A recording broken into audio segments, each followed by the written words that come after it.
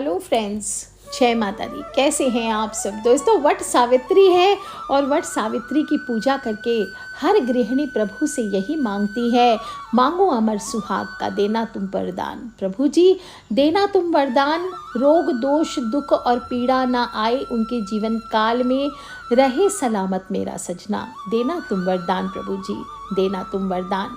दोस्तों, जब भी जेठ माह के कृष्ण पक्ष की अमावस्या तिथि आती है तो सुहागनों के दिल की धड़कन तेज हो जाती है। करवा चौथ और तीज की भांति ही तैयारियां करने लगती है, क्योंकि ये वो समय होता है जो हर सुहागन को एक पावर देता है। वह अपने आप की तुलना उन सती सावित्री से करने लगती है जिन्होंने वट वृक्ष के नीचे अपने मृत पति की सेवा कर अपने सत्य से अपने पति सत्यवान को यमराज के चुंगल से छुड़ा लिया था। अग्नि परीक्षा की तरह ही इस दिन हर सुहागन पति के प्रति प्रेम की परीक्षा देती है, और ये अमावस्या खास वट सावित्री अमावस्या इसीलिए कहलाती है। दोस्तों, वट सावित्री का व्रत है और इस दिन स्त्रियां वट वृक्ष का पूजन कर अपने सुहाग भाग संतान इनके सुख और दीर्घायु की कामना करती है, अखंड सुहाग की कामना करती है। लेकिन ऐसा कोई नियम नहीं है। लोगों में प्रश्न होता है कि क्या कुंवारी लड़कियां हो, विवाहित हो, कुपुत्रा हो, सुपुत्रा हो, विधवा हो, सभी स्त्रियां इस वैभवशाली व्रत को कर सकती हैं। कोई इसमें दोष नहीं है और ये व्रत स्त्रियों के लिए सौभाग्यवर्धक होता है, पाप हारक होता है, दुख प्रणाशक होता है, धन धान्य को भी प्रदान करने वाला होता है। इस व्रत को करने से घर में सुख शांति का स्थायी निवास भी होता है। कथा ऐसी आती है कि प्राचीन काल में मद्र देश में अश्वपति नाम के राजा राज्य करते थे और बड़े धर्मात्मा, ब्राह्मण भक्त, सत्यवादी और जितेंद्रिय थे। राजा को सब प्रकार का सुख था, लेकिन उनको कोई संतान नहीं थी, इसलिए उन्होंने संतान प्राप्ति की कामना से 18 वर्षों तक सावित्री देवी की कठोर तपस्या की।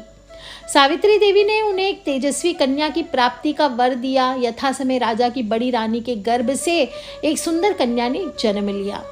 राजा ने उसका नाम सावित्री रख दिया। अब राजकन्या शुक्ल पक्ष की चंद्रमा की भांति दिनों दिन बढ़ने लगी। धीरे धीरे उसने युवावस्था में प्रवेश कर लिया। उसके रूप लावण्य को जो भी देखता उस पर मोहित हो जाता, और जब राजा के विशेष प्रयास करने पर भी सावित्री को कोई योग्य वर नहीं मिला तो उन्होंने एक दिन सावित्री से कहा, बेटी अब तुम विवाह के योग्य हो गई हो, अपने लिए कोई योग्य वर की खोज करो। पिता की आज्ञा स्वीकार कर सावित्री योग्य मंत्रियों के साथ स्वर्ण रथ पर बैठकर यात्रा के लिए निकली। कुछ दिनों तक ब्रह्म ऋषियों और राजर्षियों के तपोवनों तीर्थों में भ्रमण करने के बाद वह राजमहल लौट आई। उसने अपने पिता के साथ देवर्षि नारद को बैठे देखा तो दोनों के चरणों में श्रद्धा से प्रणाम किया, और महाराज अश्वपति ने सावित्री से उसकी यात्रा का समाचार पूछा। सावित्री ने कहा, पिताजी तपोवन में अपने माता पिता के साथ निवास करे धुमत सिंह के पुत्र सत्यवान सर्वथा मेरे योग्य हैं, अतः मैंने मन में उन्हीं को अपना पति चुना है। नारद जी सहसा चौंक उठे और बोले, राजन सावित्री ने बहुत बड़ी भूल कर दी है।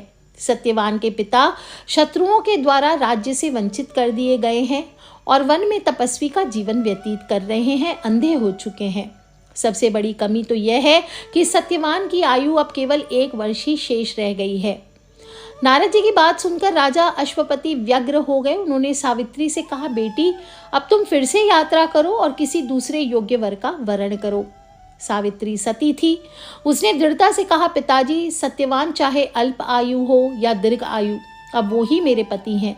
जब मैंने एक बार उन्हें अपना पति स्वीकार कर लिया, फिर मैं दूसरे पुरुष का वरण कैसे कर सकती हूँ। सावित्री का निश्चय दृढ़ जानकर महाराज अश्वपति ने उसका विवाह सत्यवान से कर दिया। धीरे धीरे वह समय भी आ पहुंचा जिसमें सत्यवान की मृत्यु निश्चित थी। सावित्री ने उसके 4 दिन पहले से ही निराहार व्रत रखना शुरू कर दिया। पति हो सास ससुर हो, इनकी आज्ञा से सावित्री भी उस दिन अपने पति के साथ जंगल गई। अचानक वृक्ष से लकड़ी काटते समय सत्यवान के सिर में अचानक दर्द होने लगा और वह पेड़ से नीचे उतरकर पत्नी की गोद में लेट गया। उस समय सावित्री को लाल वस्त्र पहने एक भयंकर आकृति वाला पुरुष दिखाई पड़ा। वह साक्षात यमराज थे। उन्होंने सावित्री से कहा, तू पतिव्रता है, तेरे पति की आयु समाप्त हो गई है, इसलिए मैं इसे लेने आया हूँ। इतना कहकर यमराज ने सत्यवान के शरीर से सूक्ष्म जीव को निकाला और उसे लेकर दक्षिण दिशा की ओर चले। सावित्री भी उनके पीछे पीछे चल दी। उन्हें आता देखकर यमराज ने कहा, हे प्रतिव्रता नारी, पृथ्वी तक ही पत्नी अपने पति का साथ देती है, अब तुम वापस लौट जाओ। उनकी इस बात पर सावित्री ने कहा, जहाँ मेरे पति रहेंगे मैं भी वहीं रहूंगी, यह मेरा पत्नी धर्म है। यमराज ने उसे बहुत समझाया, लेकिन वह नहीं मानी और पीछे पीछे चलती रही। तब उसकी निष्ठा और पति परायणता को देखकर यमराज ने बोला, पति के प्राण तो नहीं लौटा सकता, तुम कोई वर मांग लो। तब सावित्री बोली, मेरे सास ससुर वनवासी हैं, अंधे हैं, उन्हें आप दिव्य ज्योति प्रदान करें। यमराज ने कहा, ऐसा ही होगा, अब तुम लौट जाओ। यमराज की बात सुनकर उसने कहा, भगवान, मुझे अपने पति देव के पीछे पीछे चलने में कोई परेशानी नहीं है, पति के पीछे चलना मेरा कर्तव्य है। और फिर वह पीछे पीछे चलने लगी। आगे आगे यमराज, पीछे पीछे सावित्री। और यह देखकर यमराज ने उसे गुस्से में बोला, चलो तुम एक और वर मांग लो और फिर यहाँ से जाओ। तब सावित्री बोली, हमारे ससुर का राज्य छिन गया है, उसे वे पुनः प्राप्त कर सकें, साथ ही धर्म परायण बने रहें। यमराज ने कहा, तथास्तु, और सत्यवान के प्राण लेकर चले। पर देखा तो फिर से सावित्री पीछे पीछे आ रही है। तब यमराज ने दृढ़ता से कहा, एक आखिरी बार कहे देता हूँ, इसके बाद तुम लौट जाना, लेकिन पति के प्राणों के अलावा जो भी मांगना चाहो सो मांग लो, लेकिन इस बार लौट जाओ। तब इस बार सावित्री ने अपने को सत्यवान के 100 पुत्रों की मां बनने का वरदान मांगा। और यमराज ऐसे ही परेशान थे, उन्होंने बिना ध्यान दिए ही तथास्तु कहा और आगे चल दिए। सावित्री फिर उनके पीछे पीछे चलने लगी। उनके इस कृत्य से यमराज आग बबूला हो गए। पूछा, अब क्या हुआ? तब यमराज को क्रोधित देखकर सावित्री ने दोनों हाथों से उनको नमन करते हुए कहा कि महाराज, आपने मुझे 100 पुत्रों की मां बनने का आशीर्वाद तो दे दिया, लेकिन मैं बिना पति के मां कैसे बन सकती हूँ? इसलिए आप अपने तीसरे वरदान को पूरा करने के लिए अपनी कही हुई बात को पूरा कीजिए। यमराज ने कहा, तूने तो मुझे ठग लिया सावित्री। और सावित्री की बुद्धिमत्तापूर्ण और धर्मयुक्त बातें सुनकर यमराज का हृदय पिघल गया। सावित्री के तीनों वरदान पूर्ण होने का भी यमराज ने उसे आशीर्वाद दिया और कहा, ऐसा ही होगा। और सावित्री की पतिव्रत धर्म की बात जानकर यमराज ने सत्यवान के प्राण को अपने पास से मुक्त कर दिया। सावित्री सत्यवान के प्राणों को लेकर वट वृक्ष के नीचे पहुंची और सत्यवान जीवित होकर उठ बैठे। दोनों हर्षित होकर अपनी राजधानी की ओर चले। वहां पहुंचकर उन्होंने देखा कि उनके माता पिता को दिव्य ज्योति प्राप्त हो गई है। इस प्रकार सावित्री सत्यवान चिरकाल तक राज्य सुख भोगते रहे। और ऐसे सावित्री के पतिव्रत धर्म और विवेकशील होने के कारण ही न केवल उन्होंने अपने पति के प्राण बचाए, लेकिन अपने समस्त परिवार का कल्याण भी किया। करने से, इसकी कथा को सुनने से, इन वैवाहिक जीवन हो, जीवन साथी की आयु हो, अगर किसी प्रकार का संकट भी आ रहा है तो वो कट जाता है। और तभी से वट सावित्री अमावस्या, और वट सावित्री कुछ लोग पूर्णिमा भी करते हैं, तो वट सावित्री पूर्णिमा के दिन वट वृक्ष की पूजा का विधान आता है। और ये व्रत करने से सौभाग्यवती महिलाओं की मनोकामनाएं पूर्ण होती है, उनका सौभाग्य अटल रहता है। तो बोलिए यमराज देवता की जय, सावित्री सत्यवान की जय, वट वृक्ष की जय। दोस्तों, वट वृक्ष का महात्म्य अनंत है और हमारे ऋषि मुनियों ने इसकी छाया में बैठकर दीर्घ काल तक तपस्याएं की है। इसी को कल्प वृक्ष भी कहा गया है और कहा गया है कि स्वयं त्रिदेव इसकी रक्षा करते हैं। तो दोस्तों, इस साल वट सावित्री का व्रत जो है वो 6 जून को रखा जाएगा और इसी दिन शनि जयंती भी है। तो सभी लोग सबसे पहले हाथ जोड़कर happy birthday to you Shanidev कह दीजिए और सच्चे दिल से शनिदेव को विश करें। और इस दिन शनिदेव के जो उपाय मैंने लास्ट 2-3 वीडियोस में बताए हैं वो कीजिए। साथ साथ आप जो लोग वट वृक्ष पे जा रहे हैं पूजा करने, वहाँ पर सरसों का तेल थोड़ा लेकर के जाइए, वहीं पे ओम शम शनिश्चराय नमः ये बोलते हुए अर्पित कीजिए। आप देखिए, सभी सौभाग्यवती महिलाएं इस दिन अपने अखंड सौभाग्य के लिए वट वृक्ष की, यमदेव की इनकी पूजा करेंगे ही साथ ये छोटा सा उपाय करेंगे तो शनि दोष भी पूरे परिवार की कुंडली से दूर रहेगा। क्या करना है, ध्यान रखना है, इस पेड़ में बहुत सारी शाखाएं नीचे की तरफ लटकी हुई रहती है। इन्हें देवी सावित्री का रूप माना जाता है। चने ज़रूर अर्पित करना है, पहले दिन रात में चने ज़रूर भिगो लीजिए, क्योंकि कहा जाता है कि यमराज ने चने के रूप में ही सत्यवान के प्राण सावित्री को दिए थे और सावित्री चने को लेकर सत्यवान के शव के पास आई और चने को सत्यवान के मुख में रख दिया था, जिससे सत्यवान पुनः जीवित हो गए थे। इसीलिए सबसे पहले तो पहले दिन आप चने भिगो लीजिए रात में, और बाकी सावित्री सत्यवान की मूर्तियाँ आप मिट्टी से बना सकते हैं या रेडीमेड मार्केट से ले सकते हैं। धूप, दीप, घी, बांस का पंखा, लाल कलावा, सुहाग का सामान, कच्चा सूत और बरगद का फल, जल से भरा हुआ कलश, ये सभी चीज़ें आप पहले एक दिन पहले ही घर ले आइए और तैयारियां करके रख लीजिए। और वट सावित्री व्रत में सभी स्त्रियों को 16 श्रृंगार करना होता है। आप चाहें तो मेहंदी लगाते हैं तो एक दिन पहले ही आप मेहंदी भी लगा लीजिए, और पूरे घर को इस दिन गंगा जल हुआ, गुलाब जल हुआ, ये डाल करके पूरे घर में छिड़काव करना चाहिए। इसके बाद अपनी रोज़मर्रा की जो भी पूजा आदि है वो करना चाहते हैं वो कर लीजिए। और 2 टोकरी या थाली सजानी है। पहली जो टोकरी होगी उसमें सप्त धान भरकर ब्रह्मा जी की प्रतिमा स्थापित की जाती है, और ब्रह्मा जी के बाईं तरफ सावित्री और दूसरी तरफ सत्यवान की मूर्ति स्थापित होती है। जो भी आप मिट्टी की बना सकते हैं, आपके पास जो भी मूर्तियाँ आदि हो आप वो स्थापित कर लीजिए। पेपर लगा करके दीवार पर आप उस पर स्केच करके भी चिपका सकते हैं। और इसी तरह से आप एक बरगद के वृक्ष की टहनी, या तो आप बरगद के वृक्ष के नीचे जा कर के पूजा कर सकते हैं, या फिर घर पे ही बरगद के वृक्ष की टहनी मंगा लीजिए, उसे आप किसी गमले में रोप करके आप उसका पूजन कर सकते हैं। और वो भी नहीं मिलता है तो उसकी भी एक पेंटिंग नुमा बना लीजिए दीवार पर और उसको चिपका कर उसका पूजन कर लीजिए। अब नहीं मिलते हैं अगर रियल वृक्ष तो कोई उपाय नहीं है, वास्तविक वट वृक्ष का पूजन, इससे कोई अंतर नहीं पड़ता है। पूजा आराधना में जो भी मुख्य भावना होती है वो श्रद्धा, विश्वास और आस्था की होती है, तो इस प्रकार से आप पूजा कीजिए। अब दूसरी टोकरी आपको सजानी है, उसमें सारी पूजा सामग्री रख लीजिए। रोली, मोली, फूल, फल, अलग अलग प्रकार के 5 तरह के फल, मिठाई रख लीजिए, पान के पत्ते, धूप, दीप, देसी घी, हाथ वाला पंखा रख लीजिए, अगरबत्ती, और थोड़ी लीची आदि मिलती है तो फ्रूट्स वगैरह वो ले लीजिए, अत्तर ले लीजिए, पताशे ले लीजिए, एक पानी वाला नारियल लिया जाता है, दुर्बा घास, सिंदूर, थोड़े चावल, अक्षत लेने चाहिए, और 1.25 मीटर लाल कपड़ा बिना सिला हुआ, या जो भी आप श्रृंगार का सामान आदि ले सकते हैं। 1 लोटा जल रख लीजिए और श्रद्धानुसार दक्षिणा लेकर बरगद के पेड़ के नीचे जाइए, या टोकरी जो है उसको आप वट वृक्ष के नीचे ले जाकर रख देनी चाहिए। अब सबसे पहले ब्रह्मा जी, सावित्री, सत्यवान और वट वृक्ष की जड़ में जल को अर्पित किया जाता है, और मोली, रोली, सूत, धूप, दीप, चने आदि चढ़ाकर पूजन कीजिए। बोले अवैधव्यम च सौभाग्यम देहि त्वम मम सुव्रते पुत्रान पौत्रांश सौख्यम च गृहाणा अर्घ्यम नमोस्तुते। इस प्रकार से बोलकर आपको अर्घ्य देना चाहिए।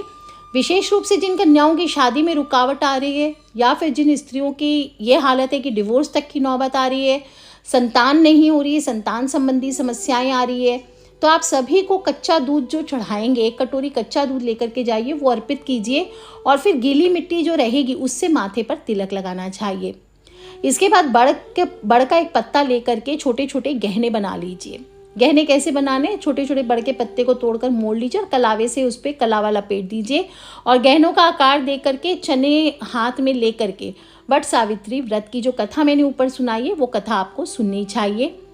अब कथा सुनने के बाद जो हाथ वाला पंखा है उससे बरगद के पेड़ को हवा करें। जो लोग के पास पंखा नहीं है वो अपने आंचल से ही बरगद के पेड़ को हवा करें, भोग लगाएं, और जो गहने आपने बनाए थे वो बालों में, गले में, चूड़ियों में, सभी जगह पहन लीजिए। अब जो जल था वो अर्घ लगाना है, और ध्यान रखें जो भी आप भोजन वगैरह बनाएंगे वो पूड़ी, हलवा, चना ये बना करके आप लेके जा सकते हैं। सात्विक भोजन हो, कोई भी चीज़ आप ले जाके बरगद पूजा कर सकते हैं। अब आपको मौली हो या कच्चा सूत हो, इससे बरगद की 7 बार परिक्रमा करनी है। परिक्रमा करते करते पति की लंबी आयु हो, परिवार की सुख समृद्धि हो, इसकी प्रार्थना करते हुए बांधे, और 3, 5, 11, 21, 51, 108 जितनी बार आपकी इच्छा हो आप परिक्रमा कर सकते हैं तने के चारों ओर। आप चाहें जो कच्चा सूत है उसको पहले ही हल्दी से रंग के भी लेके जा सकते हैं, उससे भी आपकी मनोकामनाएं पूर्ण होती है। और परिक्रमा करने के बाद, सब पूरा होने के बाद, एक बायने की कटोरी लीजिए। बायने की कटोरी कैसे बनानी है, नॉर्मल एक कटोरी ले लीजिए, उसमें थोड़े भिगोए हुए चने रख लीजिए, थोड़ा रुपया रख लीजिए जो भी आप अपनी सासू माँ को देना चाहते हैं, और उस पे अपनी आंचल घुमा करके अपनी सासू माँ को आपको चरण स्पर्श करके देना है। यदि सासू माँ वहाँ नहीं है तो कोशिश करें कि उन तक पहुँच जाए आपका बायना, और अगर नहीं है तो उनके समान कोई अन्य स्त्री को, कोई देव जेठानी हो या कोई ननद हो या कोई भाभी हो, या फिर आपके जो भी कोई अड़ोस पड़ोस की बड़ी बूढ़ी महिला हो या किसी ब्राह्मणी हो, आप उनको दे सकते हैं। ये करने के बाद सिंदूर और कुमकुम से किसी सौभाग्यवती स्त्री का पूजन करना चाहिए। उसे आप जो सुहाग सामग्री लेकर के गए, जो भी आपकी श्रद्धा शक्ति हो, वो आप उनको गिफ्ट कर सकते हैं। जो पूजा सामग्री थी, सभी चीज़ें, फल वगैरह सभी समाप्ति होने पर, पूजा समाप्त होने पर थोड़ा सा दक्षिणा रख करके बांस के पात्र में आप पंखा वंखा सब चीज़ें रख दीजिए और किसी ब्राह्मण को आप दान कर सकते हैं। पूजा होने के बाद, इस तरह से कंप्लीट होने के बाद, अपने पति के पैरों को जल से धोएं, उनसे आशीर्वाद प्राप्त करें। थोड़ी सी चने को खा करके अपने पति को थोड़ा चना खिलाइए।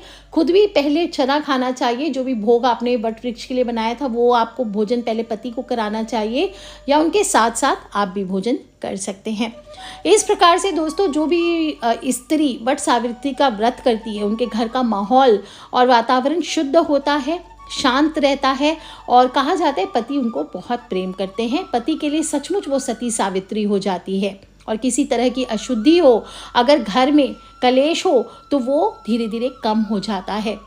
जो महिलाएं हैं, उनकी सभी मनोकामनाएं पूर्ण होती है, सौभाग्य अखंड रहता है। दोस्तों, बहुत बहुत महात्म्य है वट वृक्ष की पूजा का, तो सभी लोग कीजिए। कहते हैं कि राम जी ने भी वट वृक्ष की छाया में रेस्ट किया था और वट वृक्ष को वरदान दिया था कि तुम्हारा आज से वट वृक्ष नहीं, तुम बल्कि अक्षय वट कहलाओगे, और जो भी तुम्हारी छाया में क्षण मात्र भी समय बिताएगा, उसे अक्षय पुण्य फल की प्राप्ति होगी। और तब से ये वट वृक्ष जो है पुराण हो, जग प्रसिद्ध अक्षय वट के नाम से प्रसिद्ध होकर के आज भी संगम के तट पर विराजमान है। तो दोस्तों, आप अक्षय वट तो नहीं पहुंच सकते, पर आपके घर के आसपास जो भी वट वृक्ष है, वहां जाकर के पूजा करने की कोशिश कीजिए। नहीं तो वहां से टहनी मंगा करके आप पूजा कर सकते हैं, और उस नहीं भी, वो भी नहीं है तो घर में एक पेंटिंग बना करके कम से कम वट वृक्ष की आप उसका पूजन करें।